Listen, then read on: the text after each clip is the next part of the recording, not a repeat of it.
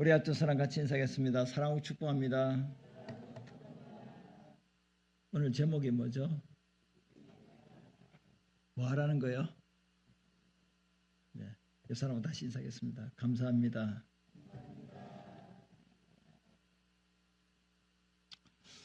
오늘 아침에 일어나셔서 이 시간까지 내 입에서 감사합니다 라는 말을 몇 번 하셨어요?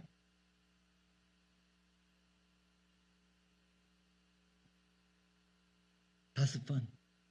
네. 저도 많이 못한 것 같네요. 일어나 눈 뜨면서 감사합니다. 세수하면서 감사합니다. 아내가 후라이 하나 해줘서 감사합니다. 당신이 있어서 감사합니다.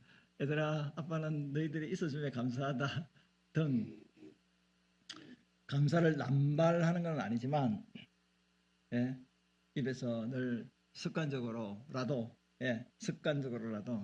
감사해요, 감사합니다, 땡큐. 우리의 신앙이 성숙하냐 성숙하지 않느냐는 뭘 보면 알 수 있냐면 감사가 얼마나 많은가에 따라서 신앙의 성숙도, 신앙이 얼마나 열매 맺고 익었는가를 판단할 수 있다. 불평과 불만이 많은 사람은 어떤 사람인가? 내 신앙은 아직 밑바닥입니다. 아직 1층 신앙입니다. 무릎 신앙입니다. 발바닥 신앙입니다. 근데 항상 감사가 넘치는 사람은 신앙이 탑 클래스에 올라간 높은 수준의 정상에 올라간 신앙의 모습이다라고 말을 할 수 있습니다. 근데 우리가 위로는 하나님께 감사하고 또 아래 옆으로는 우리가 사람들에게도 감사를 해야 됩니다. 어떤 분은 또 하나님께 감사하지 뭐 사람에게는 감사하지 않는다. 당신이 돈 준 거냐, 당신이 뭐 성교비를 줬느냐, 당신이 나를 도와줬냐, 아니다, 하나님이 다 아신 건데 뭐 난 사람에게 안 한다, 이렇게 생각하는 사람도 있습니다. 우리가 하나님께 감사하는 사람이 사람에게도 감사하는 줄로 믿습니다. 그래서 우리가 주님께 감사해야 될 이유가 있다. 그 이유를 오늘 같이 말씀을 나누기를 원합니다. 왜 하나님께 감사해야 되는가? 그 감사해야 될 이유는 그는 선하시며 그의 인자심이 영원하기 때문이다. 1절과 마지막 29절에서 이야기를 하고 있습니다. 하나님의 성품은 어떤 성품이에요? 선하시고 사랑이 있는 분이에요. 인자라는 것은 헤세드인데 상황에 따라서 하나님은 자비롭다, 긍휼을 베푼다, 은혜롭다, 이런 것들 다 헤세드라고 말을 할 수 있는데 좁혀서 오늘 본문에서 말씀드리고 싶은 것은 하나님의 다양한 많은 성품이 있는데 그 중에서 오늘은 하나님은 선하신 분이다, 하나님은 인자하신 분이다, 이 말을 다른 말로 표현하면 하나님은 우리를 영원히 사랑하시는 분이다. 따라합시다. 하나님은 나를 영원히 뭐 하시는 분이라고요? 사랑하시는 분. 저는 그렇게 생각해요. 부부가 서로 이렇게 살아가면서 서로 사랑에 협조하지 못하고, 부모와 자녀 간에도 사랑에 협조하지 못하고, 너 사랑의 결핍, 최고의 결핍은 돈의 결핍이나 어떤 다른 것들의 지식의 결핍이 아니라 저는 사랑의 결핍이 이 사회를 문제를 만든다고 생각하고 있습니다. 사랑만 풍성하면은 화낼 것도 별로 안 내고 그 건강한 자아상을 갖고 있기 때문에 저는 상처를 크게 안 받는다고 생각합니다. 그래서 사랑을 많이 받고 자라는 굉장히 중요하다고 저는 생각을 합니다. 그래서 일단은 우리가 오늘 여기에 꼭 기억해야 될 것은 뭐냐면 하나님은 선 그 자체예요. 하나님은 사랑 그 자체입니다. 우리는 선하게 살려고 막 노력하잖아요. 또 사랑을 하려고 막 노력하고 힘을 쓰잖아요. 근데 우리의 선한 것도 한계가 있고 또 우리의 사랑도 제한된 사랑, 또 이기적인 사랑, 또 어떤 조건적인 사랑, 그렇지 그 무한한 사랑도 안 되고 또 무조건적인 사랑도 안 돼요. 근데 하나님은 선 그 자체예요. 그 하나님은 뭘 못하실까요? 전능하신 하나님이 뭘 못하실까요? 죄를 못 지었어요. 죄를 못 짓는다는 거예요. 전능하시면서 죄를 못 짓어요. 거짓말을 못 하시는 분이에요. 하나님은 왜? 하나님 자체가 선하신 분입니다. 선이라는 것은 뭐냐면 선은 타인에게 유익을 주는 것이 선이에요. 유익. 그러니까 착한 일이라 선한 일이라는 것은 타인에게 유익을 주는 말과 행동과 삶을 살아라. 그것이 선한 일이에요. 하나님이 선하신다는 것은 하나님이 우리에게 무슨 일을 행하신다고? 우리의 유익을 위해서 일하시는 분이라는 거예요. 우리의 유익을 위해서. 그리고 사랑은 다른 사람을 위해서 희생하는 거잖아요. 그래서 하나님은 사랑 그 자체예요.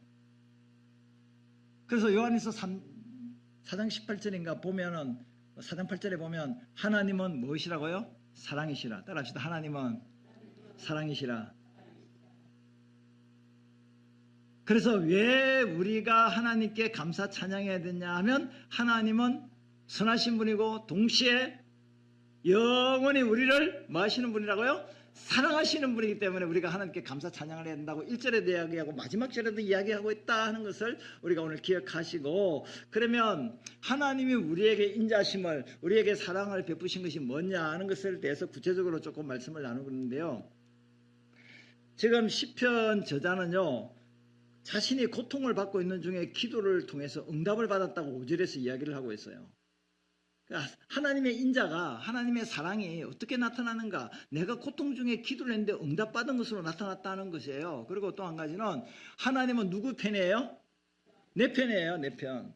내 편이기 때문에 원수의 세력들이 나를 무고하게 공격하고 그렇게 나를 힘들게 한다 할지라도 원수의 세력부터 이길 수 있도록 하신다는 거예요. 그래서 사람들을 두려워하지 않는다고 얘기했어요. 원수의 세력들을 두려워하지 않는다고 했어요. 왜요? 하나님이 누구 편이에요? 내 편이에요. 내가 강함으로 원수의 세력을 이기는 것이 아니라 하나님이 내 편이시기 때문에 원수의 세력들을 물리치고 원수가 하나님의 심판받는 것을 내 눈으로 목도하게 하심으로 승리를 얻게 하시는 하나님이시기 때문에 우리가 그 하나님의 사랑을 내 편 되신 주님으로 승리할 수 있기 때문에 하나님을 찬양해야 된다는 겁니다. 또 한 가지는 하나님은 나의 피난처가 되세요. 피난처. 이 피난처라는 것은요, 내가 피할 곳이 피난처. 대피소 있잖아요. 대피소, 방공호, 이게 피난처입니다.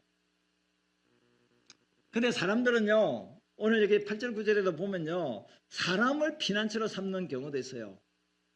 사람을 신뢰한다는 것은 그 사람이 나를 도와준다는 거잖아요. 그 사람이 나의 필요한 것들을 다 공급해 준다는 말이잖아요.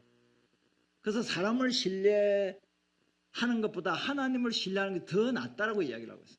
고관들은 지도자를 이야기하고 방백들은 지도자를, 권력자들을 이야기했는데 사람보다 조금 더 힘 있는 사람이 방백이에요. 고관들이에요.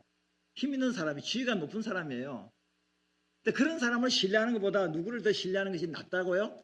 하나님을 신뢰하는 게 낫다라고 시는 능력 있는 사람과 하나님과 비교하면서 하나님을 신뢰하라. 신뢰하는 건 뭐냐면 하나님께 피하는 자를 이야기합니다. 신뢰하니까 피하는 거잖아요.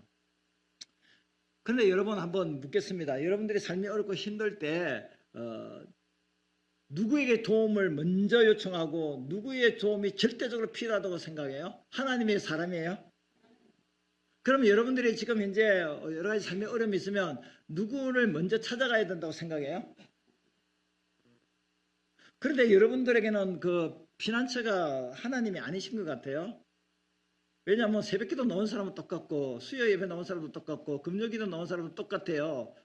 집에서 이제 경청의 방을 만들어서 여러분에게 피할 길을 제가 드린 것 같은 생각이 드네요. 경청의 방. 경청의 방 다 만들어 놓으셨지요? 제가 액자를 다 나눠드렸는데 다 붙여놨지요. 근데 없는 사람들은 그 전사님한테 오늘 나가실 때 저한테 액자가 필요합니다. 제 딸들에게도 줘야 되니까 2개 만들었어요. 3개 만들었어요. 무료로 드리겠습니다. 전사님한테 신청하면 무료로.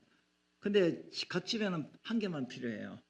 1개. 경청의 방이 하나 있어야 되니까 집이 성전이에요. 집이 성전인데 지성소가 뭐냐면 하나님 만나는 지성소가 가장 거룩한, 우리 집에서 가장 거룩한 곳이 경청의 방이에요. 기도방이에요.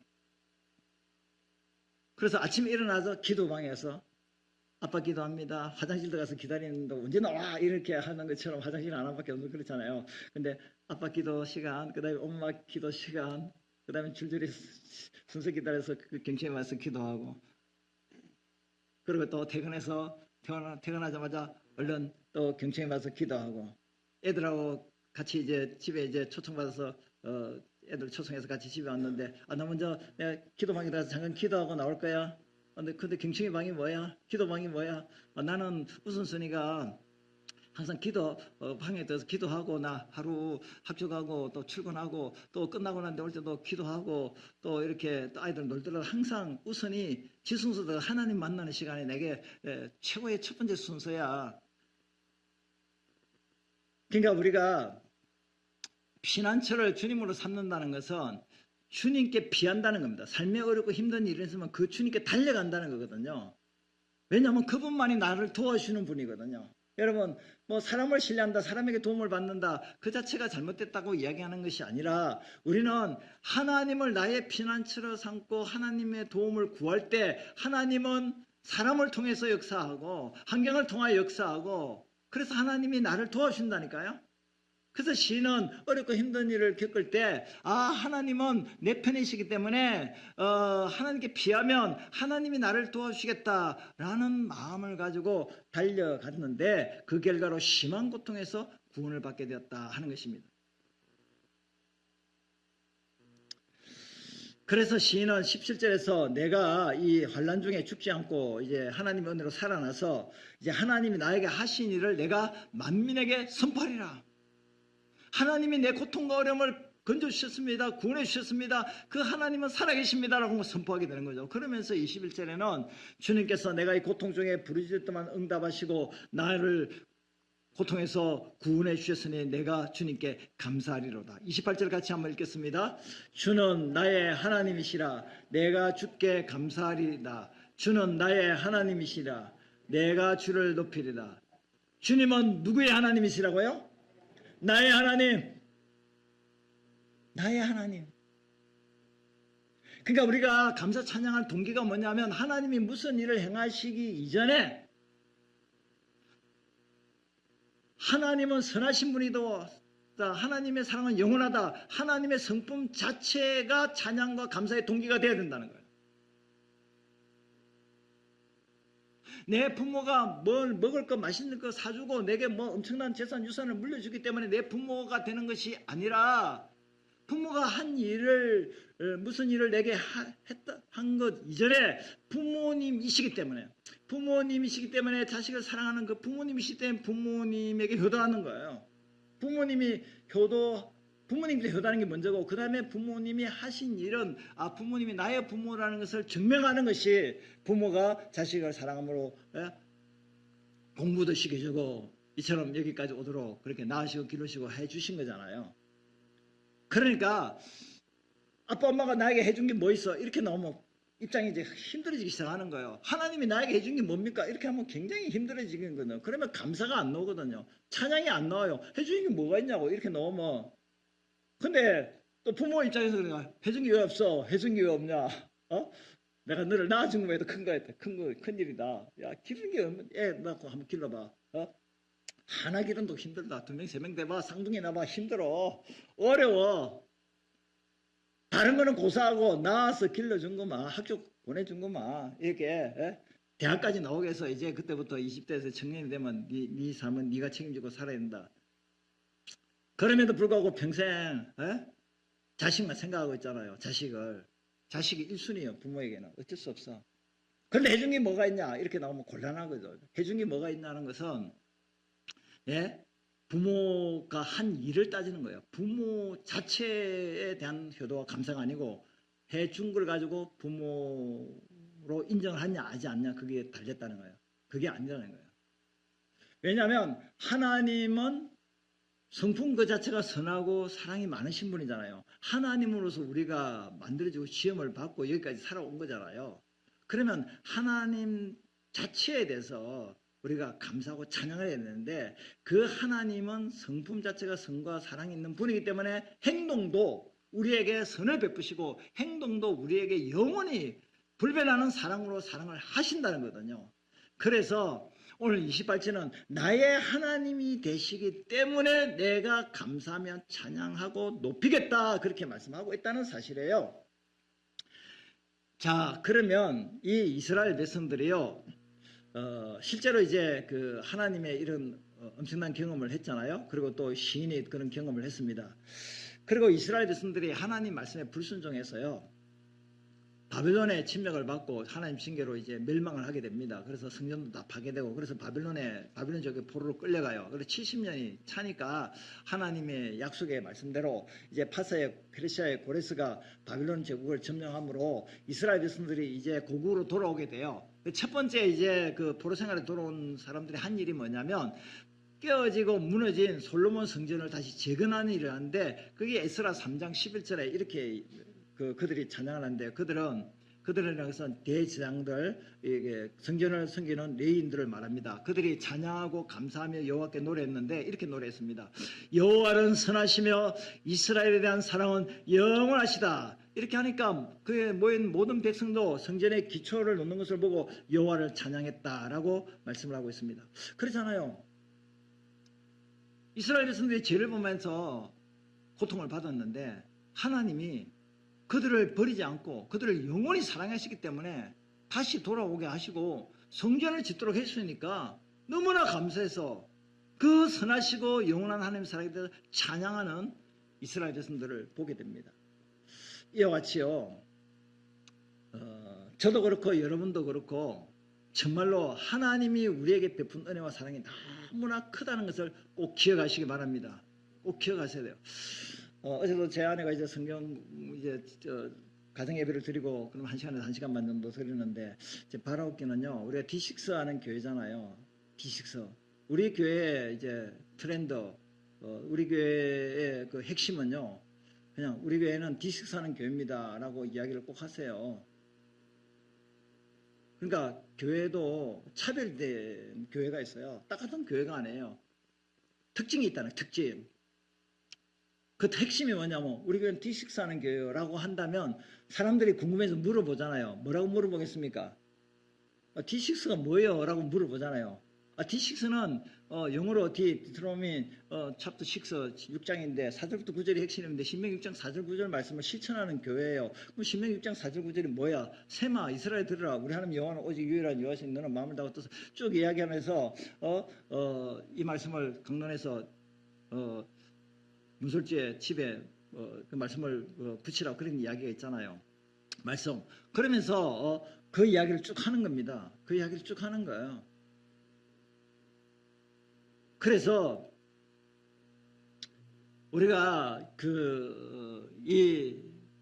우리 교회의 핵심을 D6라고 이야기를 부모들이 자녀들에게도 이야기하고 우리 다른 사람들에게도 이야기를 해야 하는 것이죠.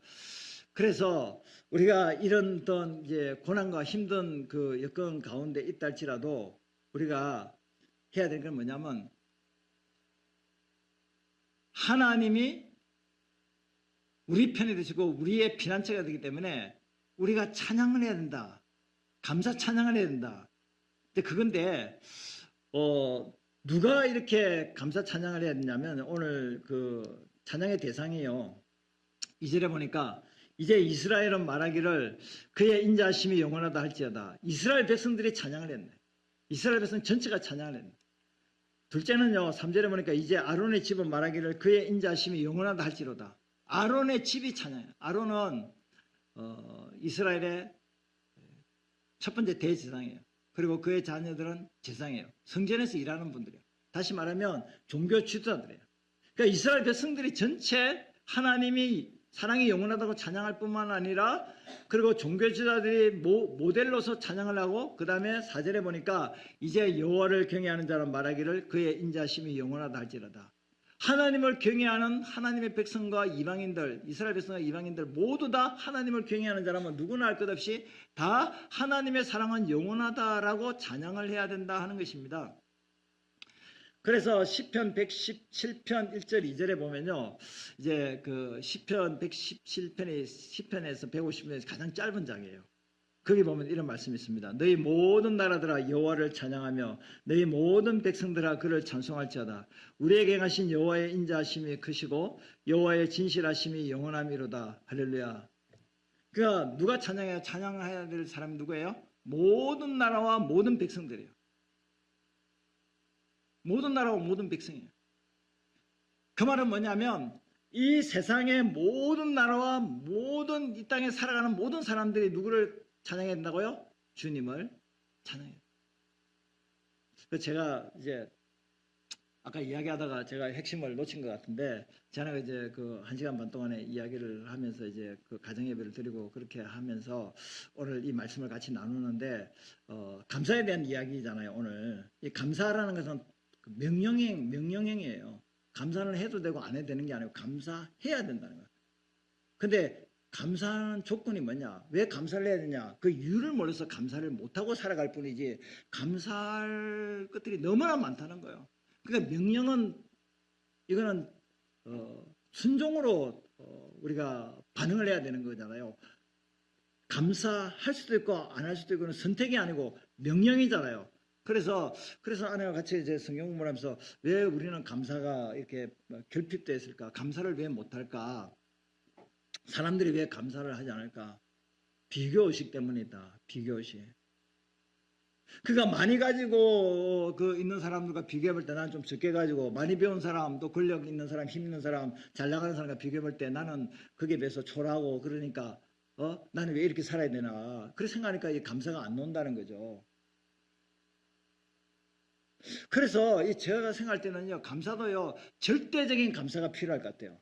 상대적인 감사가 아니고, 비교한 감사가 아니고 절대적인 감사.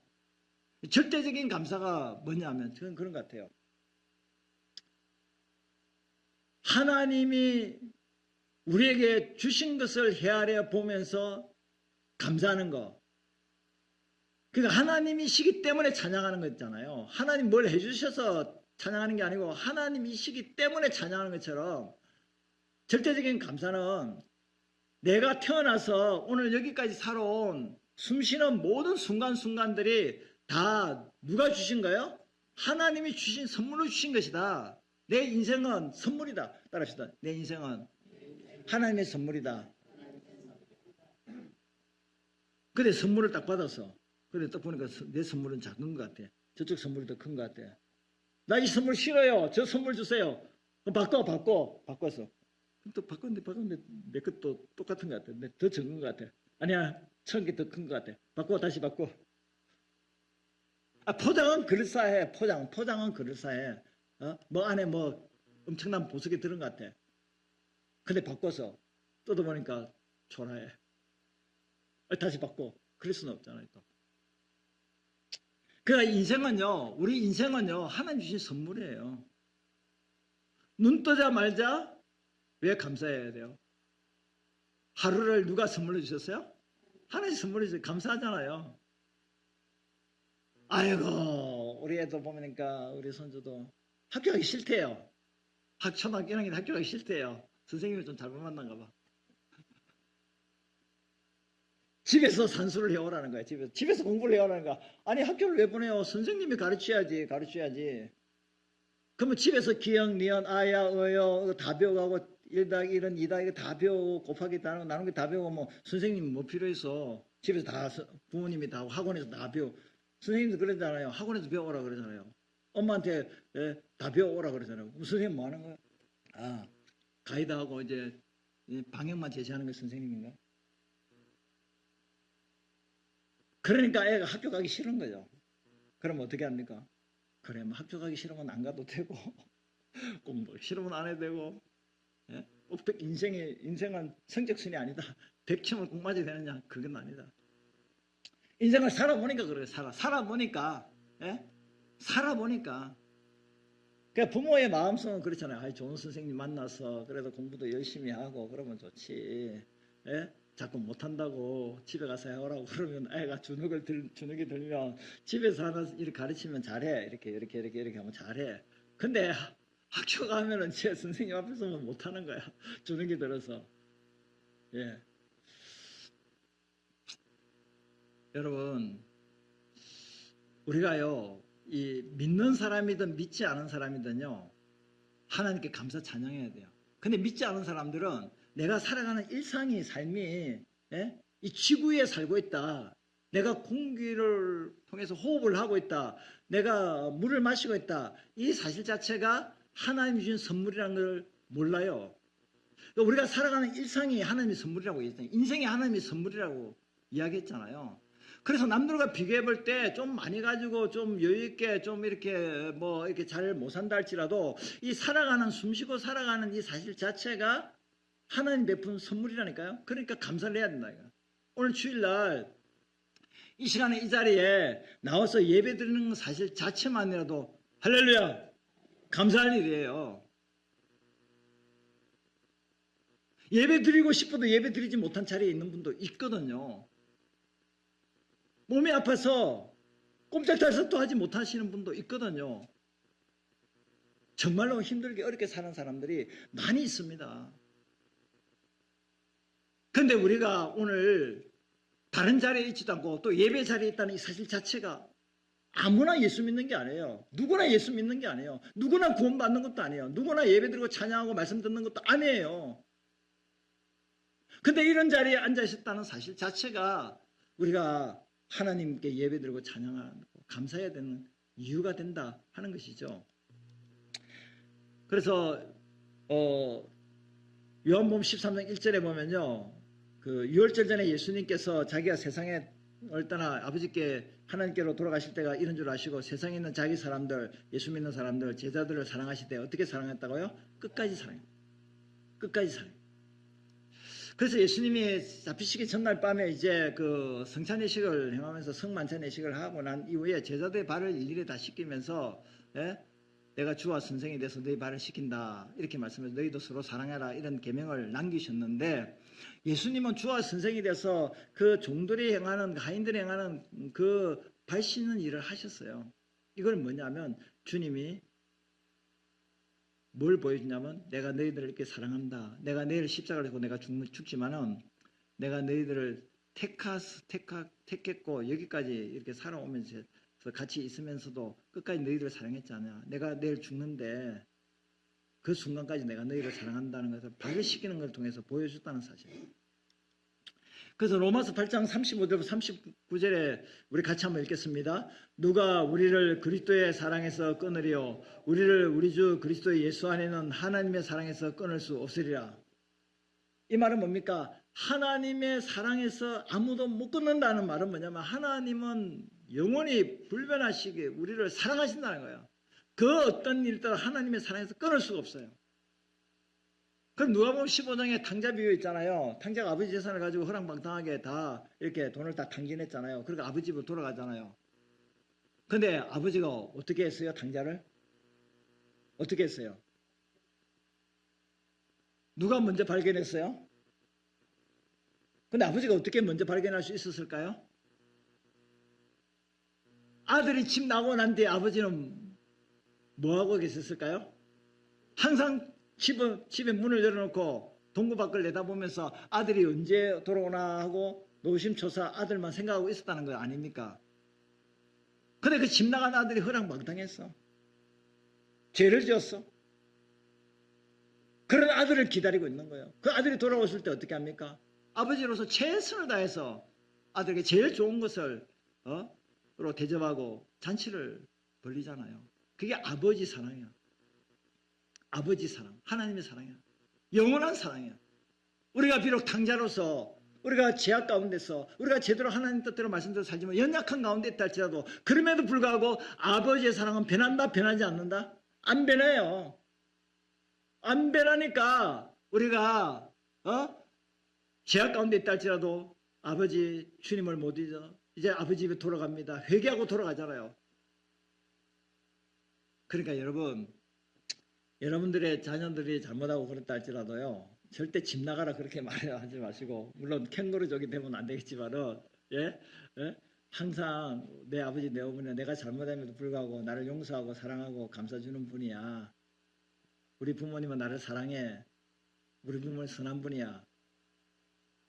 그러면 집 나갔다도 돌아가요. 근데 우리 부모님은 절대 용서하지 않은 분이야. 아주 우리 부모님은 나를 보기 싫어하시는 분이야.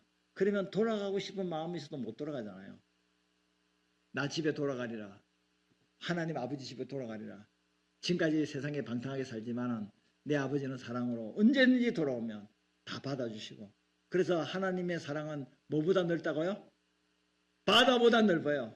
바다보다 넓어요. 왜 바다라 그럴까요? 다 받아주니까. 다 받아주니까. 우리 주님의 사랑이 그렇다니까요. 그래서 오늘 22절부터 24절에 보면요.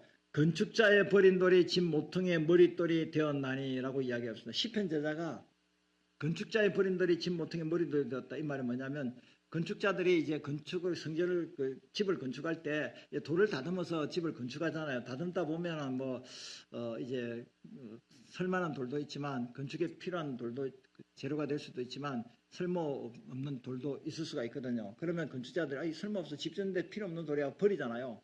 근데 그 버린 돌을 집 모퉁이의 가장 기초석으로 머릿돌로 만들었다는 겁니다. 누가 그런 일을 했냐? 23절에 보니까 이는 여호와께서 행하신 것이다.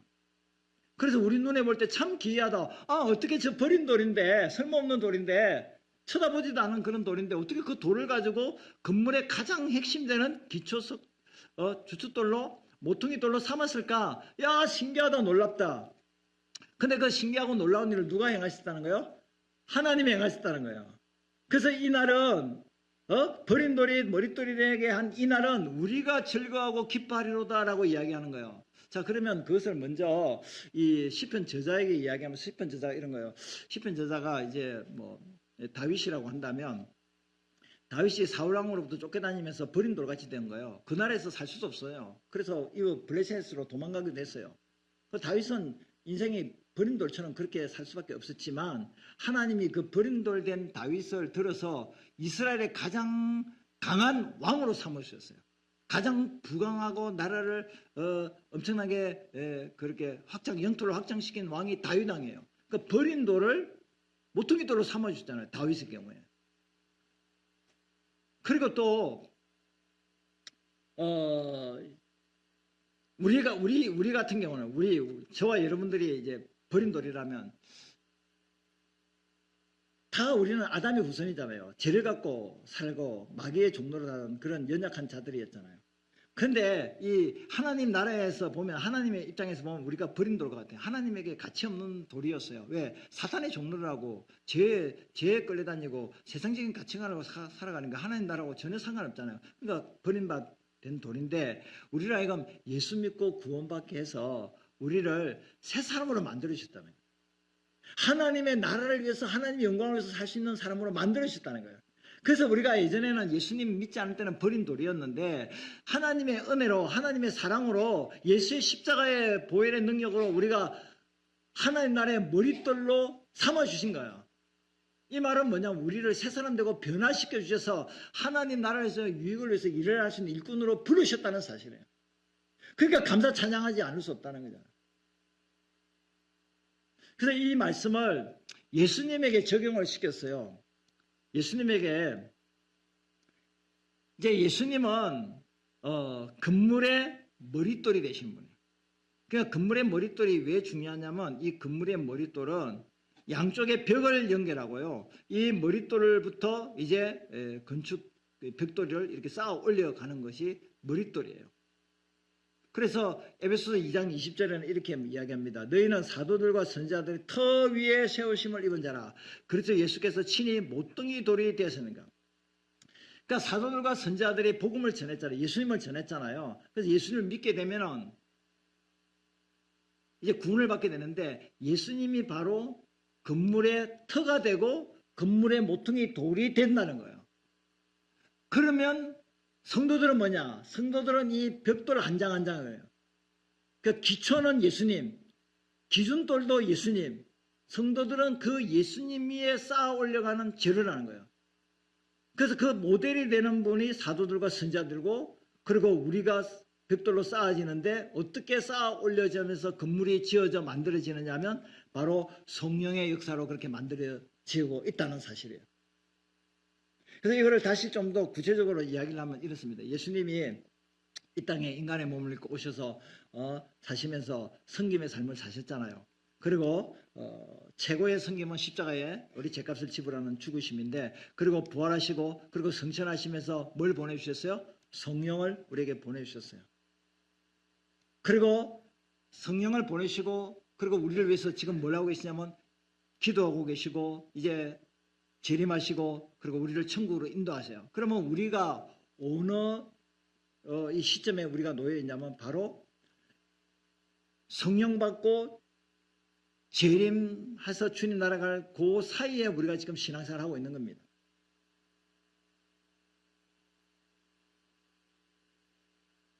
그래서 우리가 지금 이 위치가요, 성령 받아서 예수님과 더불어서 신령한 이 성전으로 지어져 가고 있다는 사실이에요.